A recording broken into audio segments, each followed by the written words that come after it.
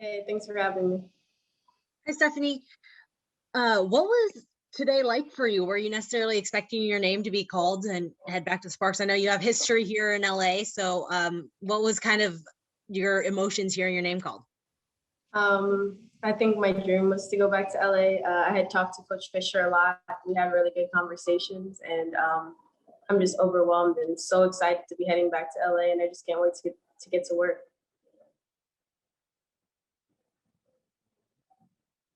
Miriam Swanson with the LA Daily News.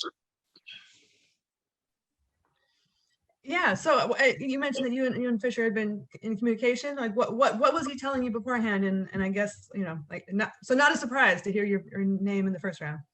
I wouldn't say that, but I would say that we had really good conversations, and we didn't always talk about basketball, but we just talked about life and our personal, and just got to know each other as people, and just felt that it would be a really good fit. So I'm just blessed that they kept believing in me, and are giving me this opportunity to come to LA.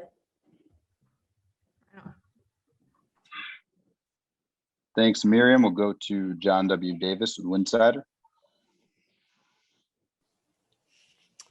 Hi, Stephanie. How important is it to come to a place where you know for a fact that they believe in you and they just didn't draft you because you just happened to be on the board at that time? It means more than I can explain. I wasn't, I've had surgeries. A lot of people counted me out, and for Coach Fisher and the entire Sparks organization to continue believing in me, in my game, and what I can do at the next level, what I know I can do at the next level, it means everything to me. So I'm going to go there and give everything I have, and make an impact. I can't wait. Thanks, John. We'll go over to Sabrina Merchant with SB Nation. Hey, Stephanie, congratulations. Just to build on what you said earlier about your conversations with Fisher, was that something like that relationship that you were able to build with other teams during this pre-draft process, or was that sort of unique to when you were talking to Fish and the Sparks? I would say it was pretty unique. I connected with him right away. We got to know each other as people. I mean, our first conversation, we probably talked for 30 minutes and didn't talk about basketball. He got to know me as a person, and I think I really connected with him and was hoping that I would get the opportunity to come to LA, and I did. So I just feel more than fortunate to have that opportunity. And then I was hoping you could give us like an early scouting report on Jasmine Walker, since you had to play her in the tournament just this past year.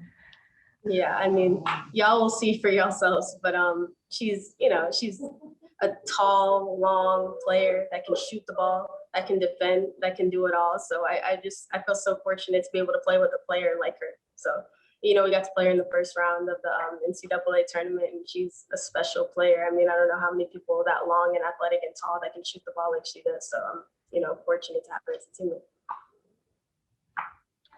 Thanks, Sabrina. We'll go over to RL Bynum. Hey, Stephanie, Ariel Bynum with Tar Heel Tribune. Congratulations. Last season, when you came back to Carolina, could you have envisioned yourself being a first round top 10 pick? Is this something that you expected, or what were your feelings a year ago? Yeah, this is something that I've expected. A lot of people didn't believe in me, but I know my capabilities. I know what I can do on the basketball court. A lot of people counted me out after injuries, and I like that. I like when people sleep on me because I know me and I know what I can do. So that doesn't faze me. And this is something that I expected. This is something that I knew I was capable of. We'll go over to Megan Hines. Hi, Stephanie. I just wanted to know, within your career, you've had a lot of ups and downs, and I just want to know, like, how did you persevere coming back from injury, and what are you most looking for to grow from in your game? Yeah, I was coming off an injury, so I got off to a little bit of a slower start than I would have liked, and people slept, people counted me out, and that's fine because I knew I was just getting off to a start with injuries, but I knew what I was capable of, as I've said 1,000 times already, and I just know that I can bounce back. After my first injury, I was out for about a year, and I didn't play any basketball for a year, and after I bounced back from that, I mean, I feel like I can bounce back from anything, so nothing can really slow me down after that. And I'm just fortunate to be here and to be in this conversation and to be in this position after going through so much and after being counted out. But I just kept betting on myself. Thanks. We have time for two more. We'll go to Tim Johnson. Congratulations. This is Tim Johnson from the 3-Point Conversion. I just really wanted to know, what are some of your biggest influences off the court that helped you to persevere on the court? Off the court, my family. Like I keep saying, and I'll say again, everyone counted me out except for my family. My family kept betting on me. My family kept believing in me. No matter what the circumstances were, they've seen me play time and time again, and they kept betting on me. They kept believing in me. They kept telling me, you're the most athletic player out there, you're the most this out there. And they kept believing it until, I started believing it again myself. So I do it for my family, and just because they kept believing in me and, helped me believe in myself again after, getting off to some slow starts after injuries and reminding me what I could do on the court. So definitely my family. Thank you so much. Our last question for tonight will go back to Chris Camello. Hey, Stephanie, congrats on being the 10th overall pick. Coach Fisher spoke about your mindset. I believe he used the term a grown woman, like he called you a grown woman, meaning your mentalities, alluding to your maturity. How do you think that helps you coming into an environment where no spots are guaranteed? There's a lot of depth at the guard position. How is your mindset going to help you get through this training camp for the LA Sparks in hopes of trying to make this team?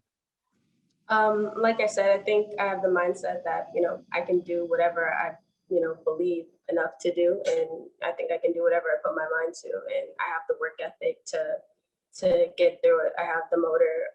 I stay in tip-top shape. I have the motor, I have the mindset. And I think I'm just going to come play my game and do what I know I can do.